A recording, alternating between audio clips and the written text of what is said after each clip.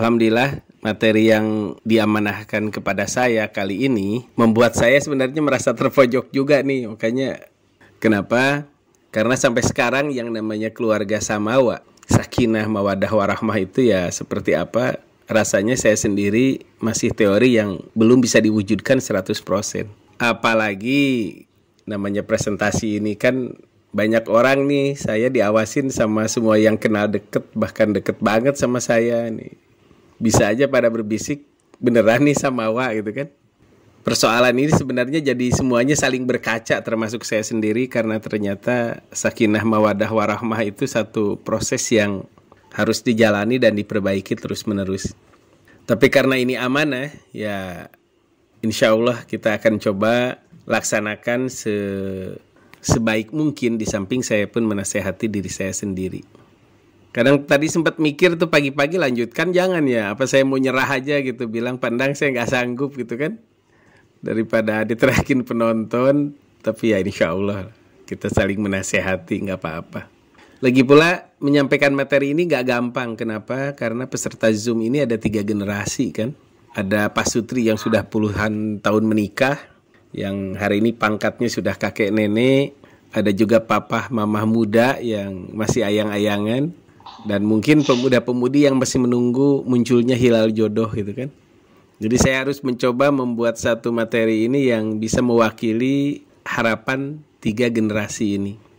Insya Allah mudah-mudahan ini menjadi nasihat bagi saya sendiri dan bagi kita semua. Amin ya rabbal alamin.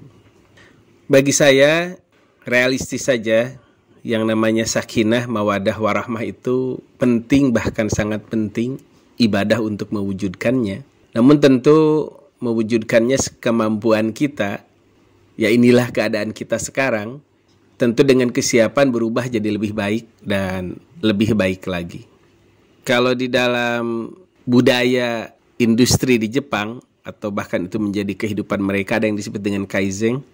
Dalam implementasinya adalah siapa saja dari anggota perusahaan, anggota organisasi, atau yang paling kecil anggota keluarga, if you know a better way, please share and make everyone lives easier. Jadi pada akhirnya kita saling memberikan masukan. Jika siapapun di antara anggota organisasi, termasuk anggota keluarga, menemukan cara yang lebih baik, jangan sungkan-sungkan untuk berbagi dan ayo kita wujudkan bersama. Agar apa? Agar setiap orang lebih mudah dan lebih nyaman. Apalagi bagi kita, ya tentu kita ingin hidup bahagia dan mati pun bahagia pula. Karena banyak orang yang habis-habisan mikir gimana caranya hidup enak, tapi lupa memikirkan gimana caranya mati yang enak, mati yang nikmat, mati yang bahagia. Maka saya pun sering bilang sama anak-anak, orang tua kalian ini bukan pasangan yang sempurna. Jadi tolong bantu jadi lebih baik dengan kebaikan-kebaikan kalian. Artinya sebagai ayah ibu itu jangan juga menunjukkan bahwa standar terbaik itu orang tuanya gitu. Sampai ada istilah, kamu awas ya jangan merusak nama baik keluarga. Namanya anak-anak pasti akan kritis. Apa memang bapak ibu, abi umi sudah baik namanya kan? Jadi ketika kita bikin satu standar, awas kamu jangan bikin rusak nama keluarga, mereka bisa kritis. Maka saya seringkali menyampaikan dengan cara mengajak, orang tua kalian ini bukan pasangan sempurna. Ya rata-rata aja, bahkan boleh jadi banyak yang menilai jelek juga kalau orang yang bertakwa yang menilainya kan. Maka bantu menjadi lebih baik dengan kebaikan-kebaikan kalian. Nah insya Allah seruan seperti ini akan mudah disambutnya. Ya ini juga bulan Maulid, kita awali dengan Bismillahirrahmanirrahim dan kita bersalawat atas Nabi Muhammad SAW. Allahumma sholli salatan kamilatan wa salim salaman taman ala sayyidina Muhammadin wa ala alihi wa sahbihi ajma'in. Ada sebuah ungkapan yang menarik untuk kita renungkan bersama. Ma yamna'ul mu'mina ayyattakhidha ahla. Apa sih yang menghalangi seorang mukmin untuk berkeluarga? Artinya mestinya ketika orang mukmin diperintah untuk berumah tangga, dia mestinya serius mempersiapkan terlaksananya perintah itu. Kalimat ini, ma yamna'ul mu'mina ayyattakhidha ahla, apa sih yang membuat orang mukmin terhalang atau tidak mau berkeluarga? Padahal kehidupan keluarga adalah kehidupan yang di dalamnya ada keceriaan dan ada kebahagiaan. Mungkin terkadang orang menunda atau tidak mau atau tidak berani itu karena dianggap perlu persiapan yang ideal untuk itu. Walaupun pada prakteknya ya setelah menikah pun istilah ideal itu tidak ada. Karena memang tidak ada pasangan yang sempurna. Yang ada itu pasangan yang saling menyempurnakan satu sama lain. Maka kalau ungkapan ahli hikmah, sebenarnya perintah berumah tangga itu harus dilihat dari tujuan yang lebih besar. Sehingga walaupun kita tidak sempurna, insya Allah kita akan menjadi baik dan menuju kesempurnaan ketika tujuannya adalah tauhid. Mengapa? La'allahu yarzuquhu nasmatan tusqilul ardo bila ilaha illallah. Artinya jangan kita segan, sungkan, apalagi berpikir tidak mau menikah. Mudah-mudahan lewat pernikahan itu Allah mengkaruniainya keturunan yang memberi bobot kepada bumi. Dengan makin banyak orang itu, makin banyak yang mengucapkan La ilaha illallah dengan segala konsekuensinya. Nah, makanya motifnya sederhana saja sebenarnya. Kita menikah itu bukan karena kita sudah sempurna atau sudah hebat, tapi ingin tetap menjadi umat Nabi Muhammad SAW. Karena ada sebuah hadis, "Man kana musiron li ayyankiha tsumma lam yankih falaisa minni." Barang siapa yang dimudahkan untuk menikah, artinya secara fisik dia sehat, kemampuan untuk menopang hidup juga ada, kemudian orang yang merasa klik dengan dia, merasa aman dan nyaman untuk membangun rumah tangga juga ada, kemudian tetap tidak mau menikah, falaisa minni, maka dia tidak termasuk golonganku. Maka dari sini jelas kita menikah ini ya motifnya sederhana. Walaupun kita sadar banyak kelemahan dan kekurangan, kita ingin menjadi umat Nabi Muhammad SAW. Alhamdulillah ditakdirkan bagi yang sudah menikah sudah ketemu jodohnya. Bagi yang mau menikah tinggal merencanakannya dengan segala kesiapannya. Bagi yang hilal jodohnya belum kelihatan ya bersabar. Kemudian motif kedua juga sederhana. Kita menikah itu ya ingin ditolong Allah. Nah ini buat anak-anak muda juga yang belum menikah, tentu kita semua ingin ditolong oleh Allah Subhanahu wa taala. Walaupun tentu mesti menyiapkan diri agar layak ditolong oleh Allah Subhanahu wa taala. Karena prinsip kita pasti hasbunallah wa ni'mal wakil. Tidak ada yang menjadi sebaik-baik penolong dan wakil kita, penanggung kita kecuali Allah Subhanahu wa taala. Nah, ada sebuah hadis juga yang menyatakan salah satun haqqun 'alallahi aunuhum. Ada 3 orang yang Allah berhak membantunya. Menunjukkan pasti membantunya. Bahwa itu ada proses, iya. Bahwa itu harus memicu kesiapan kita untuk ditolong, iya. Tetapi 3 golongan ini tidak akan diabaikan oleh Allah Subhanahu wa taala. Siapa itu? Pertama, orang-orang yang mujahid fisabilillah. Ini pasti akan ditolong oleh Allah Subhanahu wa taala. Bahwa ada proses, diuji kesabaran dan lain-lain, iya. Nabi Muhammad bersama para sahabatnya pun memerlukan waktu yang cukup panjang untuk bisa mewujudkan Madinah. Kemudian yang kedua, al-mukatabu alladzi yuridul ada. Budak hamba sahaya zaman dahulu yang menabung untuk melakukan transaksi mukatabah, menebus dirinya supaya bebas. Yang ketiga, wanakihul ladzi yuridul afaf, dan orang yang menikah karena ingin menjaga kehormatan. Kalimat wanakih isim fa'il maknanya mencakup orang yang mau menikah, akan menikah, juga sudah menikah, dan tetap pada niatnya pernikahan itu menjaga kehormatan dirinya dari zina dan dari hal-hal yang dosa lainnya. Maka kalimat an-nakihu ini alladzi yuridul afaf baik pada yang mau menikah atau sudah menikah, pasangan muda maupun ya sudah kakek nenek yang masih ayang-ayangan tapi karena sudah lupa namanya ya sudah panggil saya aja, panggil ayang aja tapi namanya sudah lupa masing-masing. Nah itu ketika mereka berniat untuk menjaga kehormatan diri, tetap dalam pertolongan Allah Subhanahu wa taala. Sebagaimana seorang mujahid itu akan tetap dalam pertolongan Allah Subhanahu wa taala ketika mereka tetap di dalam kesungguhannya. Nah, ini kan satu hal yang Masya Allah kita ingin jadi umat Nabi Muhammad SAW, apalagi ini bulan Maulid, kita ingin menegaskan kecintaan kita kepada Rasulullah, dan kita pun ingin tetap dalam pertolongannya. Makanya ada doa buat kepala keluarga.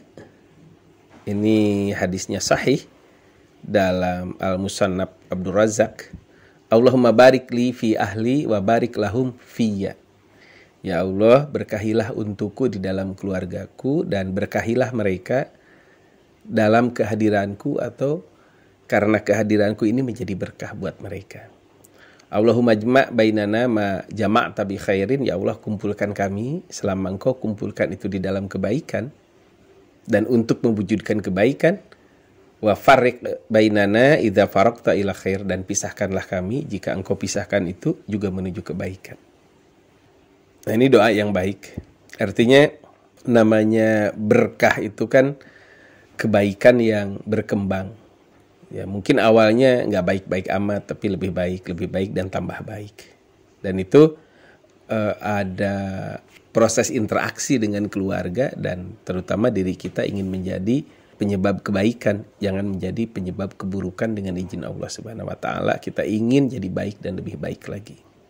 Nah, kemudian bagaimana persiapan sebelum dan selama menikah? Karena persiapan itu bukan hanya sebelumnya saja. Ada seorang anak pernah nanya, "Pak, katanya biaya menikah di Inggris mahal ya?" Terus dia bilang, "Di Indonesia juga mahal." "Beneran di Indonesia mahal?" "Mahal, sampai sekarang pun papa masih menyicilnya." Artinya kan sampai kapanpun kita terus membiayai pernikahan ini. Jadi bukan biaya pernikahan itu ketika mau pengantenan, bahkan sekarang pun kan terhitung biaya pernikahan. Maka persiapan pun begitu. Sebelum dan selama pernikahan, persiapan harus selalu dilakukan dan harus selalu kita aplikasikan, harus selalu kita aktualisasikan. Persiapan apa saja? Persiapan niat dan terus dijaga niat itu selama menikah. Persiapan ilmu dan terus ditambah ilmu itu selama menikah. Persiapan harta dan terus dicari harta itu selama menikah. Persiapan mental dan terus harus sehat secara mental selama pernikahan itu. Termasuk persiapan fisik yang juga harus diusahakan fisik itu tetap bugar selama pernikahan. Artinya kita tidak takut ketika kita melakukan persiapan dengan baik. Kita sudah paham semua bahwa secara biologis siap kawin atau siap nikah itu semenjak baligh. Semenjak terjadi kematangan biologis pada masing-masing, laki-laki maupun perempuan. Tetapi untuk secara psikologis itu tentu perlu persiapan lebih lama. Ketika baligh sudah siap nikah, tapi ibarat pisau itu memang sudah ada, tapi kan harus diasah. Karena pisau pun sebagus apapun bahannya itu tidak akan berfungsi baik jika kita tidak mempersiapkannya dengan baik. Itu seperti itu juga pernikahan. Maka ayah ibu yang hari ini punya anak, katakanlah walaupun masih kecil, ya sebenarnya mereka harus dipersiapkan untuk siap menikah dengan melihat bagaimana interaksi bapak ibu, suami istri dalam pandangan dan penglihatan mereka. Ya tentu saja tidak sempurna, karena toh anak-anak kita pun harus terbiasa melihat ketidaksempurnaan tetapi tidak merusaknya, bahkan memperbaiki dan semakin memperbagusnya. Makanya itu semangat yang kalau saya katakan sama anak-anak, kita ini bukan pasangan sempurna, tolonglah jangan jadi makin buruk tapi jadi makin baik dengan kebaikan-kebaikan kalian. Yang jelas semuanya perlu perencanaan seperti 3 hal dalam hadis tadi. Al-mujahid fisabilillah, al-mukatab, wan nakih, sama-sama perlu persiapan. Sekarang persiapan niat. Saya akan coba tuntaskan dulu persiapan niat ini, baru nanti kita buka tanya jawab ya, biar kita lebih interaktif. Siapkan niat yang tulus, bukan akal bulus, dan ya jaga niat itu selamanya. Pertahankan niat yang tulus itu. Mengapa? Ada sebuah hadis, ayyuma rajulin asdaqam ra'atan sadaqan wallahu ya'lamu annahu la yuridu ada'ahu ilaiha. Mana saja laki-laki yang dia meminang perempuan, menentukan maharnya, siap menikah, tapi dalam pikirannya saya nggak akan bayar maharnya ini. Fagorroha billahi wastahalla farjaha bil batil. Dia menipu wanita itu atas nama Allah Subhanahu wa taala dengan menghalalkan kehormatannya dengan cara yang batil. Laki Allahu yaumal qiyamah wa huwa zanin, maka ia akan bertemu Allah pada hari kiamat dan dipandang sebagai seorang pezina. Ulama menyebutkan juga sama ketika orang menikah kemudian berpikir, paling sebulan saya ceraikan deh. Atau menikah tapi dalam pikirannya sudah, paling setahun saya ceraikan. Maka memang bukan berzina, karena memang secara pernikahan syarat-syarat pernikahan itu terwujud.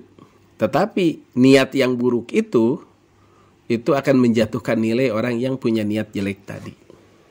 Memang harus tulus, pernikahan ini harus ditekadkan dan diniatkan untuk ya tadi sebagaimana dalam doanya, menjadi keberkahan selama bersama itu di dalam kebaikan, dan kalaupun terpisah juga untuk kebaikan.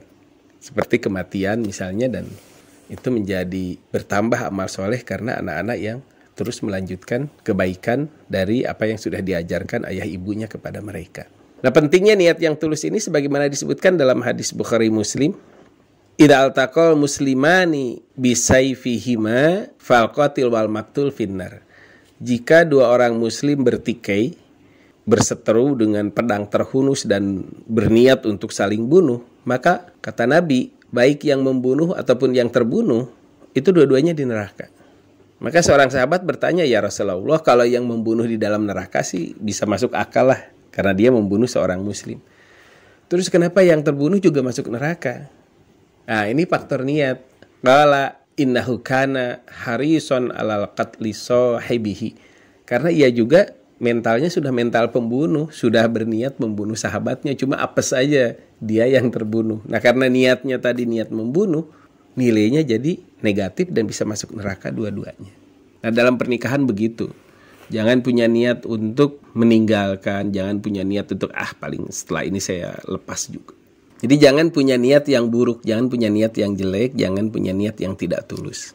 Itu berkenaan dengan persiapan ini penting dan harus dijaga selama umur pernikahan itu, dan semua semoga masing-masing dikekalkan oleh Allah Subhanahu wa taala sampai di dalam surga. Amin ya rabbal alamin. Nah, sebelum masuk ke persiapan ilmu, silahkan kalau ada yang mau ditanyakan berkenaan dengan persiapan niat ini. Silahkan kalau ada yang mau ditanyakan. Baik, alhamdulillah, terima kasih. Ini hadisnya yang tadi kita bahas bersama. Jadi niat itu prosentatif ya. Dari mulai niat itu kepikiran mau berbuat sesuatu, baru kepikiran aja. Niat yang lebih besar itu merencanakan mau melakukan sesuatu, sudah ada persiapannya. Kemudian ketika presentasinya lebih besar, bertekad untuk mengeksekusi, melaksanakan rencana itu. Bahkan ketika lebih besar lagi, udah membara tekadnya, udah gak bisa ditahan siapapun. Itu namanya azam. Nah, ini kalimatnya disebutkan di dalam hadis ini, innahu kana harison ala qatli sahibihi. Harison itu sudah di atas azam. Sudah ya cuma gak sempet aja. Tapi tekadnya untuk membunuh itu sudah bulat dan itu sudah terlibat dalam perkelahian. Nah, jadi kan ini bukan niat yang baru kepikiran, baru mau, tapi ada halangan gak jadi, bukan. Nah, adapun hadis yang disebutkan atau Quran itu disebutkan itu benar juga ketika belum sampai tekad, belum sampai ke azam, belum sampai ke apalagi ke harison ini. Jadi kalau kita satukan niat buruk yang bahkan menjadi pahala ketika kita menahannya, itu niat yang nggak sampai membara dan belum pada posisi mau melaksanakan. Makanya para ulama begini, kalau orang niat pengen membatalkan puasa, tapi baru kepikiran aja namanya karena haus dan lapar, itu gak batal. Tapi kalau dia itu sudah buka kulkas, sudah bikin susu seger manis dingin gitu kan, ketika dia mau minum, terus ada orang yang ngetuk pintu, nah, terus dia sembunyikan lagi, nah itu rusak puasanya. Walaupun tidak harus membayar, tapi rusak. Mengapa? Karena sebenarnya andai tidak ada yang ngetuk pintu, itu udah pasti dia minum gitu. Nah, kira-kira seperti ini, Kang. Alhamdulillah. Silakan kalau ada pertanyaan lagi atau sudah difahami itu, Kang.